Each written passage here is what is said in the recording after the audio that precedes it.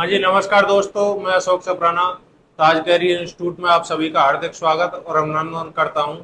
मित्रों, आज जो हम बात करेंगे वो करेंगे बूंदी जिले के बारे में। ठीक है, बूंदी जिले के बारे में एक बार देखते हैं। ये जो बूंदी जिला है ये यहाँ पर है। ठीक है, अगर हम इसकी स्थिति देखें तो देखो, राजस्थान में देखते हैं इसकी स्थिति। तो ये उत्तर दिशा, ये दक्षिण, ये पूरब और ये पश्चिम। ठीक है, अगर हम इसकी स्थिति देखें तो ये कौन सी में आएगी? ये आएगी दक्षिण पश्चिम में। कौन से में आएगा? दक्षिण पूर्व में।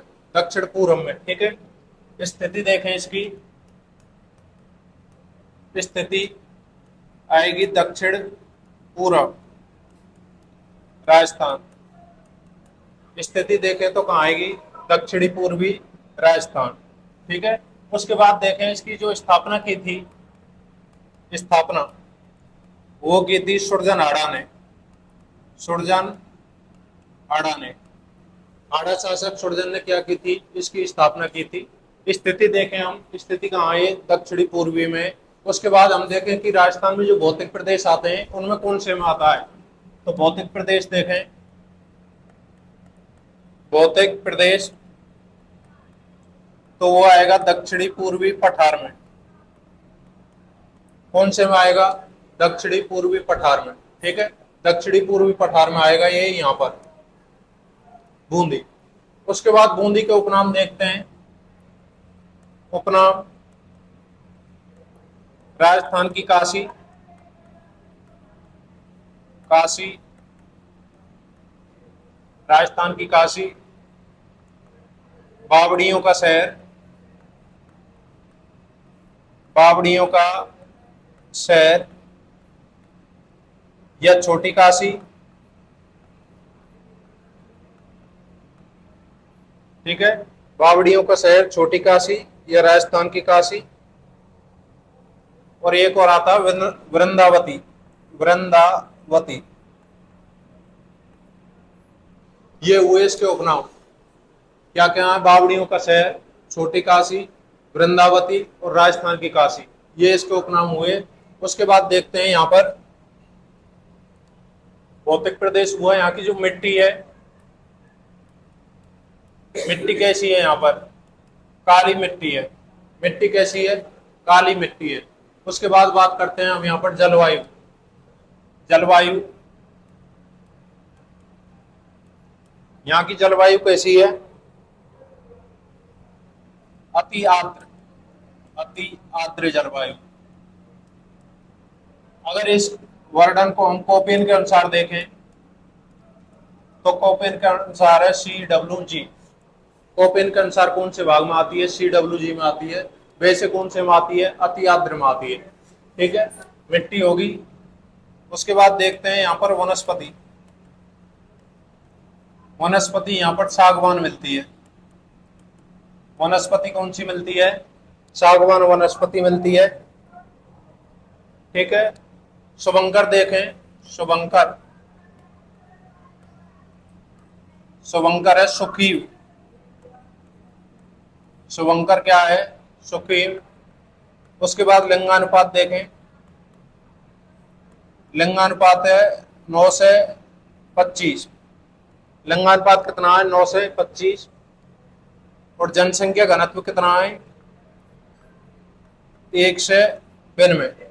जनसंख्या घनत्व कितना है? 1 से 92। ठीक है, ये चीज ज्यादा याद रखने की जरूरी है। शुभंकर क्या है? यहाँ का सुखीव है। लिंगानुपात कितना? 9 से 25 है। और जनसंख्या घनत्व कितना है? 1 से 92।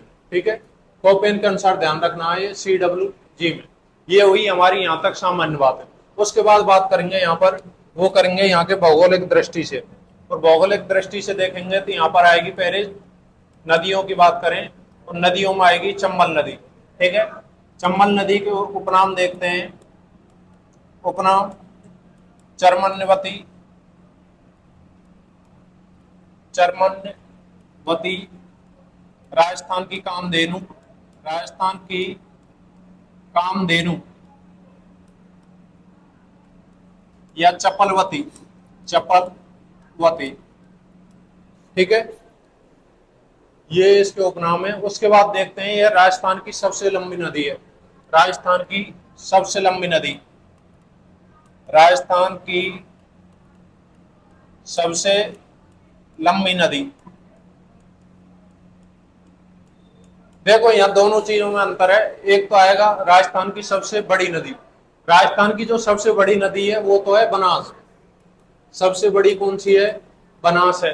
लेकिन सबसे लंबी की बात आए तो लंबी कौन सी है? चंबल नदी है। इसका कारण क्या है? इसका भाव प्रवाह क्षेत्र बहुत बड़ा है, और प्रवाह क्षेत्र बड़ा होने के कारण ये सबसे बड़ी नदी आता है। उसके बाद देखें इसका उद्गम कहां से हुआ है। उद्गम जनापाव की पहाड़ी, जनापाव की पहाड़ी, ये कहां पर पड़ता है? इंदौर में, एमपी में। इंदौर एमपी से इसका उद्गम होता है, जनापाव की पहाड़ी।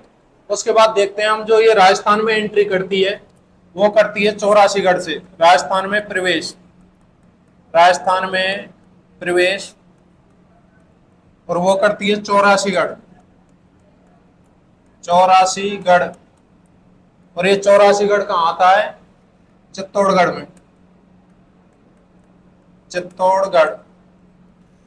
राजस्थान में एमपी से जैसे प्रवेश करती है तो कहां से करती है? चौरासीगढ़ नामक स्थान से करती है। उसके बाद देखते हैं हम, इस पर बांध बने हुए हैं, और बांध कौन कौन से बने हुए हैं। एक तो गांधी सागर बांध बना हुआ है, वो बना हुआ है एमपी में, ठीक है, उससे हमें कोई मतलब नहीं है। उसके बाद देखें, इस पर बांध आएगा, पहला आएगा राणा प्रताप सागर, राणा प्रताप सागर बांध। इससे पहले चूलिया जलप्रपात पड़ जाएगा, चूलिया जलप्रपात, चूलिया जलप्रपात। और ये जो जलप्रपात है ये राजस्थान का सबसे बड़ा जलप्रपात है, राज्य का सबसे बड़ा जलप्रपात, सबसे बड़ा, यानी 18 मीटर। राज्य का सबसे बड़ा जलप्रपात है, वो किस नदी पर है? चंबल नदी पर है।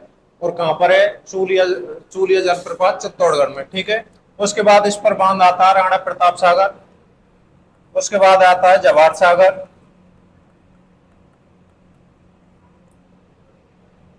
उसके बाद आता है कोटा बैराज, ठीक है। ये प्रमुख बांध आते हैं, राणा प्रताप सागर, जवाहर सागर और कोटा बैराज।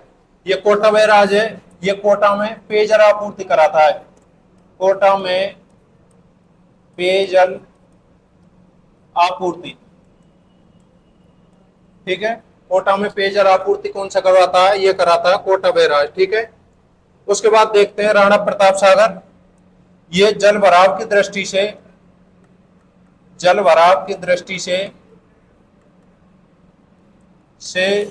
सबसे बड़ा बांध है, सबसे बड़ा बांध। जल भराव की दृष्टि से सबसे बड़ा बांध कौन सा? राणा प्रताप सागर। ये कहां पड़ता है? ये चित्तौड़गढ़ में ही आता है। कहां पर आता है? चित्तौड़गढ़ में, ठीक है। उसके बाद आपने एक चीज और है इसमें, कि ये राज्य की एकमात्र नदी है, एकमात्र नदी जो विश्व धरोहर में शामिल है, विश्व धरोहर में शामिल है,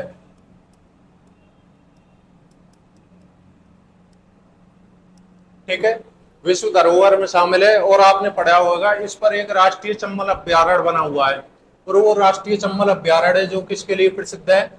राष्ट्रीय चंबल अभ्यारण्य ये प्रसिद्ध है घड़ियालों के लिए। किसके लिए प्रसिद्ध है? घड़ियालों के लिए, ठीक है, घड़ियालों के लिए प्रसिद्ध है राष्ट्रीय चंबल अभ्यारण्य, ठीक है। ये बात हुई यहाँ की। इसका प्रवाह क्षेत्र हम देखें तो चित्तौड़गढ़, बूंदी, कोटा, चित्तौड़गढ़, बूंदी, कोटा, और सवाई माधोपुर, करौली और धौलपुर। सवाई माधोपुर में जाकर इस पर एक संगम बना हुआ है, रामेश्वरम संगम। क्या नाम है?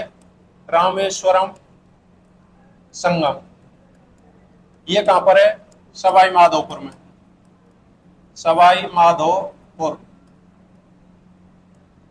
इसमें ये जो संगम है इस पर 3 नदियां आकर मिलती हैं, ये चंबल, बनास और सीप।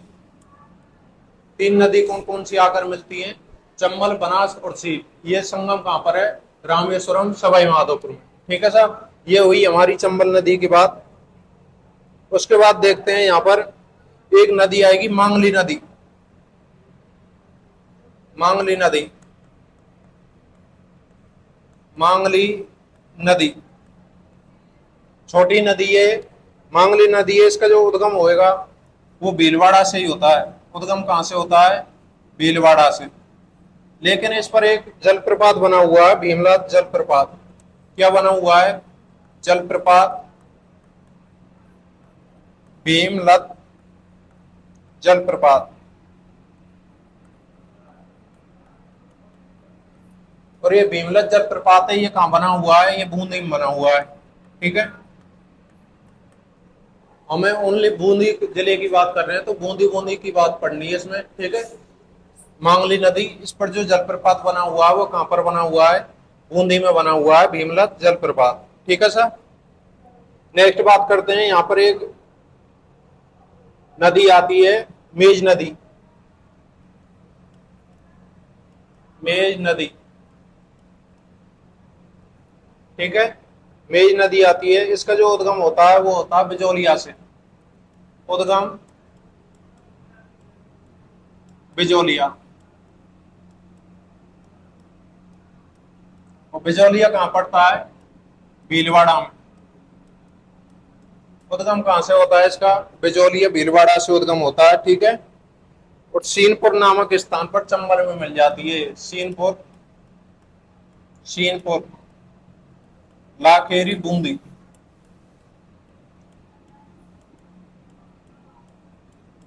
सीनपुर स्थान पर बनास में मिल जाती है, सॉरी चंबल में। चंबल में मिल जाती है।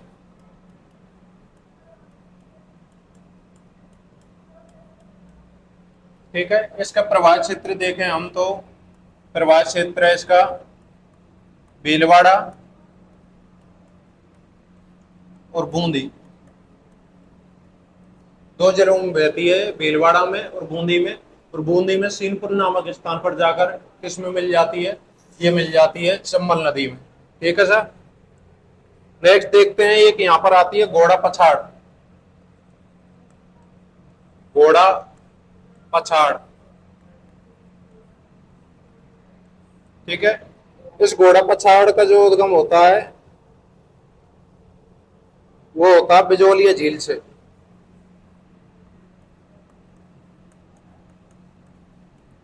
बिजौलिया झील, ठीक है, उद्गम कहां से होएगा? बिजौलिया झील से होएगा। उसके बाद देखते हैं ये सांगवाड़ा नामक स्थान पर मांगली में विलुप्त हो जाती है। सांगवाड़ा, बूंदी में जाकर मांगली में विलुप्त हो जाती है।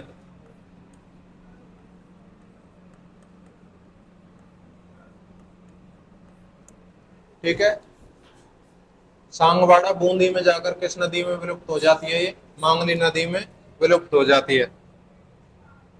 उसके बाद बात करते हैं यहाँ पर झील, प्रमुख झीलें। तो झीलें कौन कौन सी हैं यहाँ पर? एक है नवलखा, नवलखा झील, कनक सागर झील, नवलखा झील, कनक सागर झील, जैत सागर, जैत सागर झील और नवल सागर, नवल सागर। ठीक है, ये सब झीलें कहाँ पर पड़ती हैं? ये पड़ती हैं सभी बूंदी में। ठीक है, उसके बाद देखते हैं यहाँ पर पहाड़ियां आती है एक, बूंदी की पहाड़ियां। बूंदी की पहाड़ियां, और इन बूंदी की पहाड़ियां हैं, इनमें एक चोटी है सतूर। सतूर क्या है? एक चोटी है। ठीक है। ये सतूर चोटी एक बार पूछ ली थी कि सतूर चोटी का जो संबंध आता है ये किस जिले से आता है, तो ये सतूर चोटी का जो संबंध आता है वो किससे आएगा? बूंदी की पहाड़ियों से आएगा, बूंदी जिले से आएगा। ठीक है। एक यहाँ पर आड़ावल की पहाड़ी भी है, आड़ावल की पहाड़ी, आड़ावल की पहाड़ी, ये प्रमुख यहाँ की दो पहाड़ियां हुई। उसके बाद बात करते हैं यहाँ पर एक रामगढ़ विस्तारी अभ्यारण्य है, रामगढ़ विस्तारी अभ्यारण्य। रामगढ़ विस्तारी अभ्यारण्य ये कहां पर है? बूंदी कोटा। इसे क्या कहा जाता है? बाघों का जच्चाघर, बाघों का जच्चाघर। ठीक है। और पाइथन अजगर की शरण स्थली, पाइथन अजगर की शरण स्थली।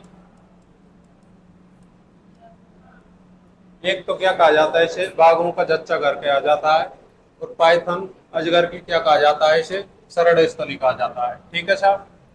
नेक्स्ट देखें इसमें क्या है। यह राज्य का सबसे बड़ा, यह राज्य का सबसे बड़ा बफर जोन है, बफर जोन, राज्य का सबसे बड़ा बफर जोन है। और देखें यहाँ इसमें जो राज्य की चौथी और देश की 52वीं, राज्य की चौथी, राज्य की चौथी तथा देश की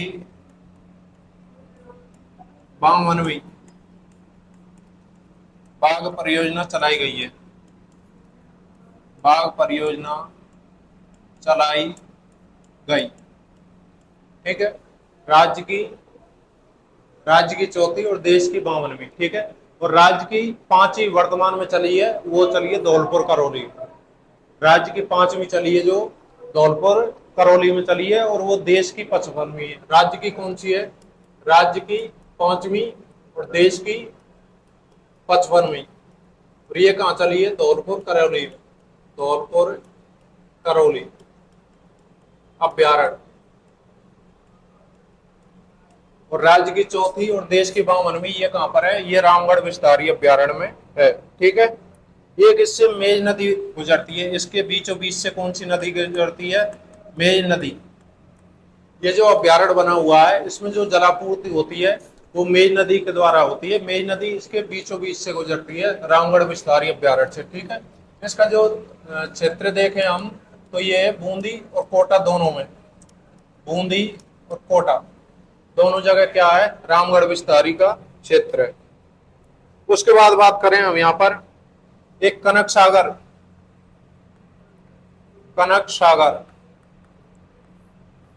ये कनक सागर क्या है यहाँ पर?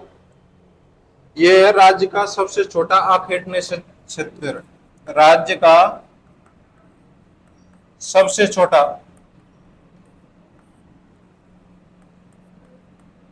छोटा आखेट निषिद्ध क्षेत्र।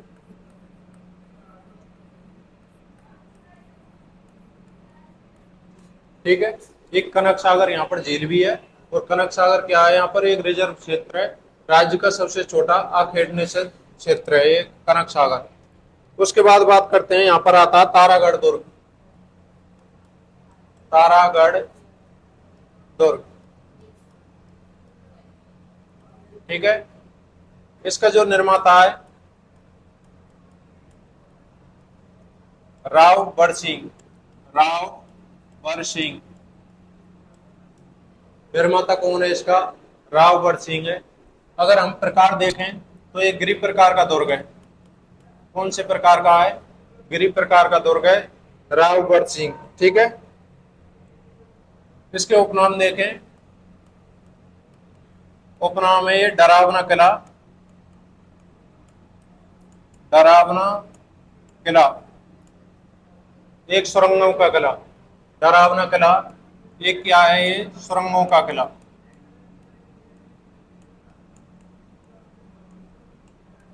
उपनाम है इसके, एक तो इसे डरावना किला कहा जाता है, एक क्या कहा जाता है, इसे सुरंगों का किला कहा जाता है। ठीक है सर। नेक्स्ट देखते हैं, यहाँ पर एक घटना घटी थी। यहाँ पर बादल महल बना हुआ है, यहाँ पर बादल महल, बादल महल बना हुआ है, और अनिरुद्ध महल बना हुआ है, अनिरुद्ध महल, बादल महल, अनिरुद्ध महल, जीवन रक्षा महल, जीवन रक्षा महल, जीवन रक्षा महल। ठीक है। एक यहाँ पर घटना घटी थी, और वो घटना क्या थी कि इस बूंदी किले को जीतने की कसम खाई थी राणा लाखा ने। किसने खाई थी? राणा लाखा ने। राणा लाखा की एक रानी थी, हाड़ी रानी, वो बूंदी की थी। जब वो रानी ब्याह कर यहाँ कर जैसे आई थी, तो इस राणा लाखा ने पूछा उससे कि बताओ हमारा महल कैसा लगा। तो उस रानी ने कहा कि महल आपका अच्छा है, लेकिन बूंदी किले के आगे ये कुछ भी नहीं है, क्योंकि वह बूंदी दुर्ग की थी। जब उसने ये बढ़ाई की तो राणा लाखा को ये अच्छी नहीं लगी। राणा लाखा ने तुरंत क्या किया, अपने सरदारों से कहा कि ऐसा कीजिए, आप तैयारी कीजिए और हम बूंदी किले को जीतने की कसम खाते हैं। ऐसे भावेश में आकर राणा लाखा ने क्या किया कि ऐसा ही प्रतिज्ञा ली कि मैं जब तक बूंदी दुर्ग को नहीं जीत लूंगा, जब तक मैं अन्य जल कुछ भी ग्रहण नहीं करूंगा। ठीक है।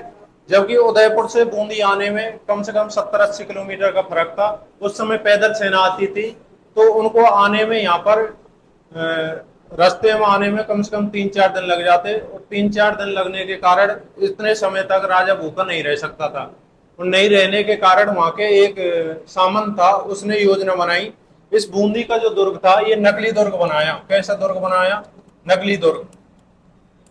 और ये नकली दुर्ग बनाकर जट इस पर विजय हासिल कर ली, और इस पर विजय हासिल करवाकर और राणा लाखा की जो प्रतिज्ञा थी अन्य जल ग्रहण करने की, वो तोड़वा दी।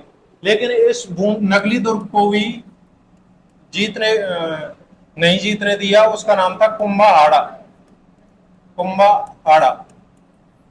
एक बार ये क्वेश्चन आया था कि राणा लाखा ने जो बूंदी दुर्ग को जीतने की जो शपथ ली थी, ठीक है, उस नकली दुर्ग को किसने नहीं जीतने दिया? उस नकली दुर्ग के लिए अपने प्राणों की आहुति किसने दी थी? वो दी थी कुंभारहाड़ा ने। ठीक है। ये वीरगति को प्राप्त हुआ था। यहाँ पर इकला आदमी था और अकेला कुंभारहाड़ा वीरगति को प्राप्त हुआ था बूंदी दुर्ग के लिए। ठीक है सर। यहाँ लिखेंगे राणा लाखा ने इस दुर्ग को जीतने की शपथ ली थी। ठीक है। एक यहां पर रतन दौलत दरी खाना, रतन दौलत दरी खाना, रतन दौलत दरी खाना बना हुआ है। ये क्या है? यहाँ पर बूंदी के जो राजा बनते हैं उनका राज तलक किया जाता है। ठीक है। बूंदी नरेशों का, बूंदी नरेशों का राज तलक किया जाता है।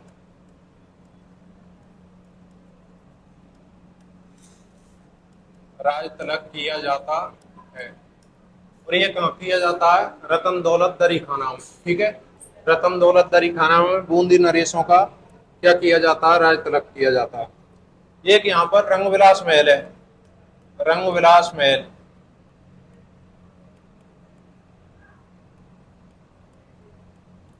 यह चित्रशाला, रंगविलास महल है, यह इसे चित्रशाला कहता है। इसका जो निर्माण करवाया था वो करवाया था उम्मेद सिंह ने, उम्मेद सिंह ने। इस बूंदी, ये रंगविलास महल है, इसका जो निर्माण करवाया था वो बूंदी नरेश ने, उम्मेद सिंह ने करवाया था। और उम्मेद सिंह ने किस रूप में करवाया था? ये चित्रशाला के रूप में करवाया था। और ये चित्रशाला है जो भित्ति चित्रों के लिए प्रसिद्ध है। किसके लिए प्रसिद्ध है? भित्ति चित्रों के लिए, भित्ति चित्रों के लिए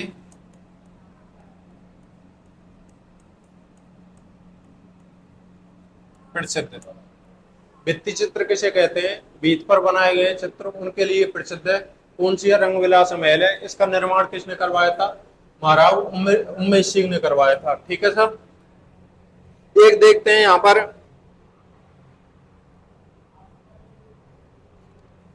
यहां पर आता है एक गर्भगुंजन तोप,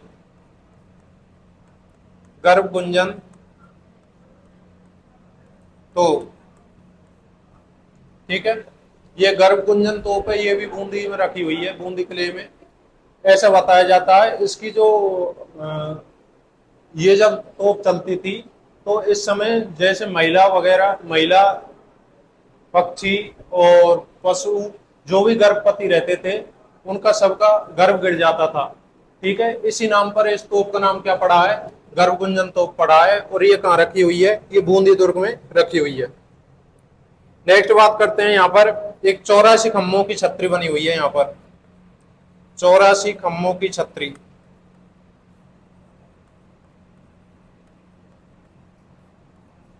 और ये 84 खम्भों की छतरी है जो, इसका निर्माता अनिरुद्ध सिंह था। निर्माता कौन था? अनिरुद्ध सिंह।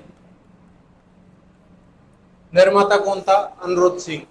लेकिन ये अनिरुद्ध सिंह ने देवा गुजर की स्मृति में करवाया था। इसका निर्माण किसकी स्मृति में? देवा गुजर की स्मृति में। निर्माता तो कौन है इसका? अनिरुद्ध सिंह है। लेकिन स्मृति में किसकी में करवाया था? देवा गुजर की स्मृति में करवाया था।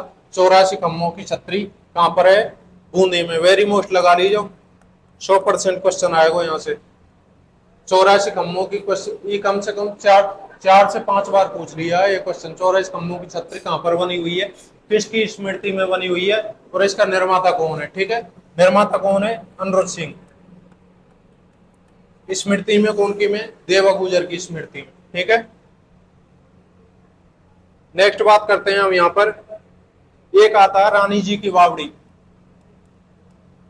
रानी जी की बावड़ी। रानी जी की बावड़ी यह राज्य की सबसे बड़ी बावड़ी है, राज्य की सबसे बड़ी बावड़ी।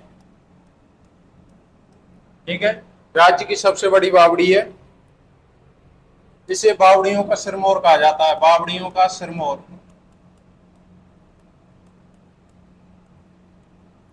का सिरमौर, बावड़ियों का सिरमौर कहा जाता है। इसका जो निर्माण करवाया था वो करवाया था नाथावत रानी ने। निर्माण किसने करवाया था? नाथावत जी, रानी नाथावत ने। ठीक है, एक यहां पर दावाई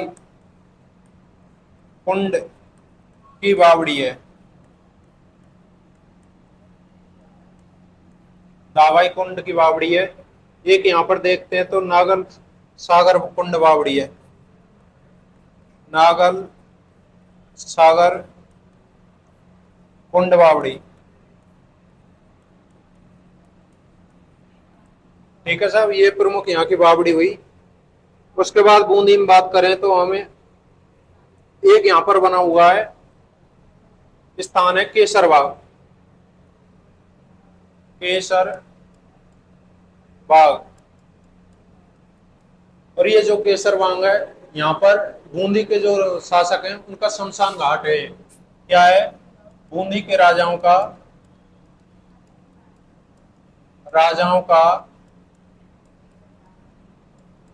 शमशान घाट।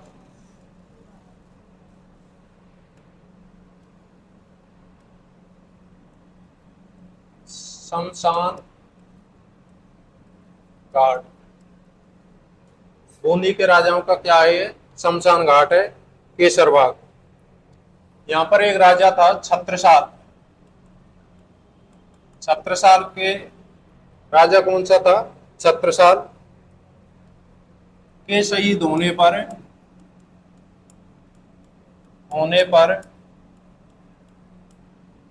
64 रानियों ने अपने प्राणों की आहुति दे दी थी। अपने प्राणों की आहुति आहुति आपको पता होगा पहले राज्य में सती प्रथा चलती थी। तो जब ये छत्रसाल राजा यहाँ पर शहीद हुए थे तो इसके साथ 64 रानियां सती हुई थी। ठीक है, 64 रानियां क्या हुई थी? सती हुई थी यहाँ पर। उसके बाद देखते हैं यहाँ पर एक शोक महल बना हुआ है यहीं पर, शोक महल। ठीक है, क्या बना हुआ है? शोक महल बना हुआ है। इसका जो निर्माता है वो है विष्णु सिंह। निर्माता कौन है? विष्णु सिंह। निर्माता कौन है इसका? विष्णु सिंह है। शोक महल यहाँ पर बना हुआ है। उसके बाद देखें यहाँ पर एक मोती संग्रहालय बना हुआ है। मोती संग्रहालय। एक शोक महल बना हुआ है, एक क्या बना हुआ है? मोती संग्रहालय बना हुआ है। नेक्स्ट बात करें यहाँ पर एक डाबी कांड आता है यहाँ पर, डाबी कांड 1923 में। डाबी कांड कब आता है? 1923 में। ठीक है, यहाँ पर थे नानक जी भील,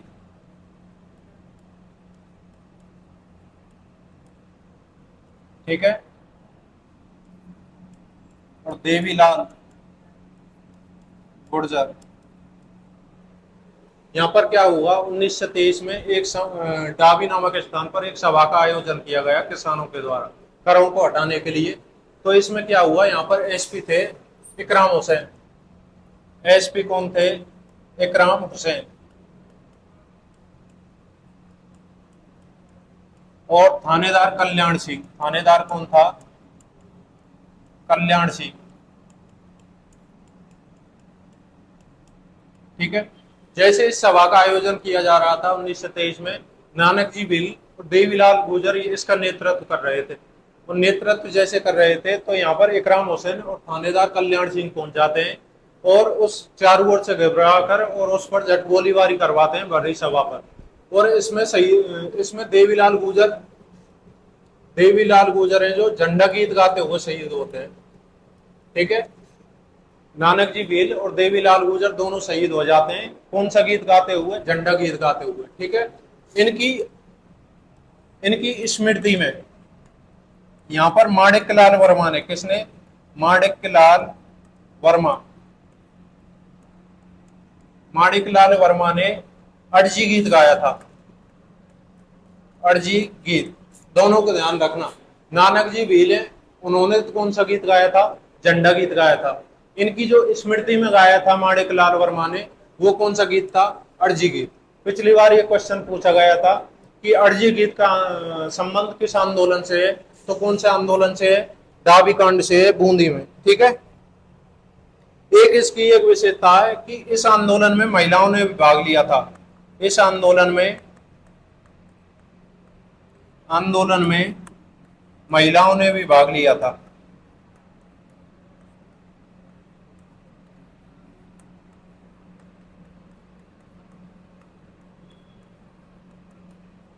इस आंदोलन में किसने? पुरुषों के साथ महिलाओं ने भी क्या लिया था? भाग लिया था। 1923 की घटना है। नानक जी भील और देवीलाल गुर्जर झंडा गीत गाते हुए यहाँ पर शहीद हुए। इकराम हुसैन एसपी और थानेदार कल्याण सिंह, इन दोनों ने यहाँ पर आकर गोलीबारी की। इसकी स्मृति में फिर माणिक्यलाल वर्मा ने यहाँ पर अर्जी गीत गाया था। किसकी स्मृति में? देवीलाल गुर्जर और नानक जी भील की में। ठीक है, तो उसके बाद इसमें इस आंदोलन में महिलाओं ने क्या लिया था? भाग लिया था। नेक्स्ट देखते हैं यहाँ पर एक संबंध आता सूर्यमल मिश्रण का। सूर्यमल मिश्रण किसका संबंध आता है? सूर्यमल मिश्रण। राजस्थान का देवदास कहा जाता है इसे। राजस्थान का देवदास। राजस्थान का क्या कहा जाता है इसको? देवदास कहा जाता है। इनकी जो ग्रंथ हैं वो क्या है? वीर सतसई और वंश भास्कर। वंश भास्कर दो ग्रंथ हैं इसके, वीर सतसई और वंश भास्कर। ठीक है। उसके बाद आपको बता दें अन्य तथ्यों में, राज्य में सर्वप्रथम राज्य में सर्वप्रथम सती प्रथा पर रोक, सती प्रथा पर रोक लगाई 1822 में। बूंदी रियासत में सर्वप्रथम सती प्रथा पर रोक लगी थी राज्य में। ठीक है। सती प्रथा पर रोकने का प्रयास तो किसने किया था? सर्वप्रथम राजा राम मोहन राय ने किया था। लेकिन उससे भी पहले यहाँ पर जैसे वो राज्य भारत में बंद करवाता, उससे पहले बूंदी रियासत में 1822 में सती प्रथा पर क्या लग गई थी? रोक लग गई थी। ठीक है। नेक्स्ट देखो यहाँ पर एक आते हैं किशनलाल सोनी। किशनलाल सोनी, इन्हें क्या कहा जाता है? इन्हें रेल बाबा कहा जाता है। किशनलाल सोनी को क्या कहा जाता है? रेल बाबा कहा जाता है इनको। एक यहाँ की कजली तीज प्रसिद्ध है। कजली तीज, कजली तीज प्रसिद्ध है यहाँ की। भाद्रपद कृष्ण तृतीया कजली तीज प्रसिद्ध है यहाँ की। और देखें बूंदी महोत्सव मनाया जाता है यहाँ पर। बूंदी महोत्सव, कजली तीज प्रसिद्ध है, बूंदी महोत्सव मनाया जाता है। और देखें यहाँ पर बीजासन माता महोत्सव, बीजासन माता महोत्सव, बीजासन माता महोत्सव मनाया जाता है यहीं पर। बूंदी महोत्सव 24 जून, और ये दोनों नवरात्रों में किया जाता है। दोनों नवरात्र, बीजासन माता का जो महोत्सव दोनों नवरात्रों में होता है, चैत्र नवरात्र और शिव नवरात्र। बूंदी महोत्सव 24 जून को। कजली तीज पर वेरी मोस्ट लगा लेना यहाँ पर, कजली तीज वेरी मोस्ट है, कई बार पूछ लिया है। ठीक है। राज्य में सर्वप्रथम सती प्रथा पर रोक लगी। किशनलाल सोनी को क्या कहा जाता है? रेल बाबा कहा जाता है। इनका संबंध कहाँ से आता है? बूंदी से आता है। ठीक है। उसके बाद सूर्यमल मिश्र के ग्रंथ भी बहुत अच्छे हैं ग्रंथ इसके। नेक्स्ट देखते हैं। उसके बाद यहाँ पर राज्य की प्रथम सीमेंट इकाई लगी हुई है। राज्य की प्रथम सीमेंट इकाई, और ये कहाँ लगी हुई है? ये लगी हुई है लाखेरी, लाखेरी बूंदी। राज्य की प्रथम सीमेंट इकाई ये कहाँ पर लगी हुई है? लाखेरी बूंदी में। एक यहाँ पर Keshorai Patan sugar mill, sugar mills, इसकी स्थापना कब हुई थी? 1965 में। ठीक है सब। इस प्रकार हमारा ये दुर्ग, ये जिला बूंदी जिला पूरा होता है। इसके बारे में एक बार पुनः रिवीजन करेंगे।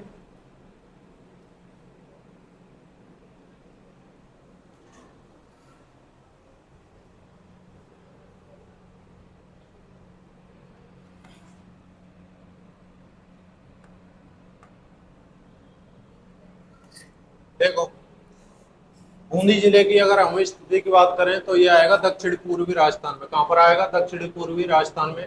स्थापना किसने की थी इसकी? सुरजन आड़ा ने, राव सुरजन आड़ा ने। स्थापना किसने की थी? सुरजन आड़ा ने। भौतिक प्रदेश देखें तो ये आता है दक्षिणी पूर्वी पठार में। कौन से में? दक्षिणी पूर्वी पठार में। राजस्थान की काशी कहा जाता है, बावड़ियों का शहर कहा जाता है, छोटी काशी कहा जाता है, वृंदावती नदी, वृंदावती कहा जाता है। मिट्टी कैसी पाई जाती है? यहाँ पर काली मिट्टी है। जलवायु देखें तो अति आर्द्र, जलवायु कैसी है? अति आर्द्र। कोपेन के अनुसार CWG। ठीक है। वनस्पति यहाँ पर सागवान मिलती है। शुभंकर यहाँ का क्या है, सुखीव। शुभंकर क्या है, सुखीव। और लिंगानुपात 9 से 25 और जनसंख्या घनत्व कितना है, 1 से 92। नेक्स्ट बात करते हैं, यहाँ पर चंबल नदी बहती है, एकमात्र नदी जो विश्व धरोहर में शामिल है। ठीक है। उसके बाद उपनाम देके हमने चरमनवती राजस्थान की कामधेनु, चपलवती नदी राजस्थान की सबसे लंबी नदी, जबकि सबसे बड़ी बनास नदी। उद्गम कहाँ से होता है, जनपाप की पहाड़ी, इंदौर एमपी से। राजस्थान में जो प्रवेश करती है वो 84गढ़ नामक स्थान चित्तौड़गढ़ से करती है। इस पर चूलिया जलप्रपात बना हुआ है, जो राज्य का सबसे ऊंचा जलप्रपात है। सबसे ऊंचा, बड़ा आ जाए या सबसे ऊंचा। ठीक है। उसके बाद इस पर राणा प्रताप सागर बांध बना हुआ है, जो जल भराव की दृष्टि से सबसे बड़ा है। ये बात ध्यान रखनी है, इसमें जल भराव की दृष्टि से सबसे बड़ा बांध है ये।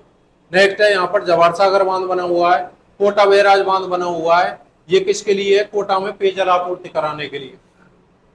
नेक्स्ट बात करते हैं, इसका जो संगम होता है रामेश्वरम नामक स्थान पर, सवाई माधोपुर में। ठीक है। इसकी ट्रैक आप देखें तो इसकी ट्रैक है बीएससी। बीएससी ते बनास, सीते सीते चम्मत। ठीक है। बीएससी रामेश्वरम। उसके बाद यहाँ पर मांगली नदी, इसका उद्गम भीलवाड़ा से। इस पर भीमला जलप्रपात बना हुआ है। ये कहाँ बना हुआ है, बूंदी में। नेक्स्ट बात करते हैं, यहाँ पर मेज नदी उद्गम कहाँ से होता है, बिजोलिया भीलवाड़ा से। सीनपुर नामक स्थान लाखेरी में जाकर यह चंबल में मिल जाती है। ठीक है। प्रवाह क्षेत्र क्या है इसका, भीलवाड़ा और बूंदी। उसके बाद घोड़ा पछाड़ नदी आती है, इसका बिजोलिया झील से उद्गम होता है और सांगवाड़ा बूंदी में जाकर मांगली नदी में विलुप्त हो जाती है। नेक्स्ट बात करते हैं, यहाँ पर प्रमुख झीलें थी, नवलखा झील, कनक सागर झील, जैत सागर झील, नवल सागर झील। उसके बाद ये सभी कहाँ पर हैं, बूंदी में। नेक्स्ट बात की थी बूंदी की पहाड़ियां, इनकी जो चोटी है उसका नाम क्या है, सबसे ऊंची चोटी सतूर। ये पूछ ली गई थी पिछली बार। बूंदी की पहाड़ियां, सतूर चोटी का संबंध किस जिले से आता है, तो बूंदी की पहाड़ियां या बूंदी जिले से आता है। नेक्स्ट है यहाँ पर अरावल की पहाड़ियां हैं। उसके बाद बात की थी हमने यहाँ पर रामगढ़ विस्तारी अभ्यारण्य।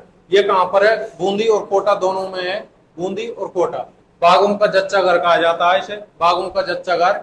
और पायथन अजगर की शरण स्थली, पायथन अजगर की क्या है, शरण स्थली। यह राज्य का सबसे बड़ा बफर जोन है, राज्य की इसमें चौथी और देश की 52वीं बाघ परियोजना चलाई गई है। लेकिन हम बात करें राज्य की 5वीं और देश की 55वीं बाघ परियोजना, ये कहाँ चलाई गई है, ये चलाई गई है धौलपुर करौली अभ्यारण्य। ठीक है। नेक्स्ट बात करें, इसके जो बीचों बीच में जो जलापूर्ति करती है वो कर रही है मेज नदी। नेक्स्ट बात करी थी हमने, यहाँ पर कनक सागर बांध है, यह कनक सागर स्थान है, यह राज्य का सबसे छोटा आखेटने से क्षेत्र है। उसके बाद यहाँ पर तारागढ़ दुर्ग है, यह गिरी प्रकार का दुर्ग है, इसका निर्माण करवाया था राव गढ़ सिंह ने। ठीक है। उपनाम क्या है इसका, डरावना किला, श्रृंगार का किला है, बादल महल, अनिरुद्ध महल, जीवन रक्षा महल। और इस महल को जीतने के लिए राणा लाखा ने क्या खाई थी, कसम खाई थी। और इस नकली दुर्ग के लिए कुम्हाड़ा ने क्या अपने प्राणों की बलि दे दी थी, यह बात ध्यान रखनी है आपको। नेक्स्ट बात करते हैं, यहाँ पर एक महल आता रतन दौलत दरी खाना। रतन दौलत दरी खाना, इसमें क्या होता था, बूंदी नरेशों का राज तलक होता था। नेक्स्ट बात करते हैं हम रंगविलास महल। रंगविलास महल चित्रशाला है, इसका जो निर्माण करवाया था वो उम्मेद सिंह ने करवाया था। और यह किसके लिए प्रसिद्ध है, यह भित्ति चित्रों के लिए प्रसिद्ध है, यह बात ध्यान रखना, भित्ति चित्रों के लिए प्रसिद्ध है रंगविलास महल। उसके बाद यहाँ पर हमने गर्भगुंजन तोप देखी थी, गर्भगुंजन तोप। यहाँ पर 84 खम्भों की छतरी बनी हुई है, इसका जो निर्माण करवाया था वो तो करवाया था अनिरुद्ध सिंह ने। निर्माण किसने करवाया था, अनिरुद्ध सिंह ने। लेकिन ये किसकी स्मृति में करवाई थी, वो करवाई थी देवा गुजर की स्मृति में। ठीक है साहब। नेक्स्ट बात करते हैं, यहाँ पर रानी जी की बावड़ी आती है, राज्य की सबसे बड़ी बावड़ी, बावड़ियों का सिरमौर कहा जाता है इसे, ये मोस्ट लगा लेना, बावड़ियों का सिरमौर रानी जी की बावड़ी को कहा जाता है। निर्माण किसने करवाया था इसका, नाथावत रानी ने करवाया था, नाथावत रानी ने। उसके बाद यहाँ पर दाबाई कुंड की बावड़ी है और नागल सागर कुंड की बावड़ी है। नेक्स्ट बात करते हैं, यहाँ पर केसरबाग नामक स्थान है, यहाँ बूंदी के राजाओं का क्या है, शमशान स्थान है, शमशान घाट है। ठीक है। छत्रसाल राजा के शहीद होने पर यहाँ पर 64 रानियां शहीद हुई थी, सती हुई थी। कितनी रानियां सती हुई थी, 64 रानियां सती हुई थी। उसके बाद यहाँ पर एक शोक महल बना हुआ है, इसका निर्माता कौन है, विष्णु सिंह है। एक यहाँ पर मोती संग्रहालय बना हुआ है। नेक्स्ट बात करें यहाँ पर डाबी कांड 1923 में हुआ था। इसमें जो किसान करों के लिए अपनी मांग रख रहे थे, तो नानक जी भील और देवीलाल गुर्जर की स्मृति में यहाँ पर एक सभा का आयोजन किया जाता है। और इस सभा को किसके एसपी इकराम हुसैन और थानेदार कल्याण सिंह घेर लेते हैं और घेर कर इस पर अंधाधुंध गोलियां चलवा देते हैं। इसमें क्या हुआ था, नानक जी भील झंडा गीत गाते हुए शहीद हुए थे। ठीक है, और इनकी स्मृति में माणिक लाल वर्मा ने जो गीत गाया था उसका नाम क्या था, अर्जी गीत था। ठीक है, इस आंदोलन में पुरुषों के साथ महिलाओं ने भी भाग लिया था। नेक्स्ट बात करते हैं यहाँ पर सूर्यमल मिश्रण का संबंध आता है इससे। इसे क्या कहा जाता है, राजस्थान का देवदास कहा जाता है। राजस्थान का देवदास। इसमें जो ग्रंथ है वीर सतसई और वंश भास्कर, ग्रंथ कौन कौन से हैं, वीर सतसई और वंश भास्कर। राज्य में सर्वप्रथम सत्य प्रथा की जो रोक लगी थी वो बूंदी रियासत में लगी थी 18 से 22 में। ठीक है, उसके बाद किशनलाल सोनी का संबंध यहाँ से आता है, उनको रेल बाबा कहा जाता है। उसके बाद वेरी मोस्ट लगाना आपको कजली तीज। क्या है कजली तीज, ये कब की मनाई जाती है, भाद्रपद कृष्ण तृतीया को। ठीक है, यहाँ पर बूंदी महोत्सव का आयोजन किया जाता है 24 जून को।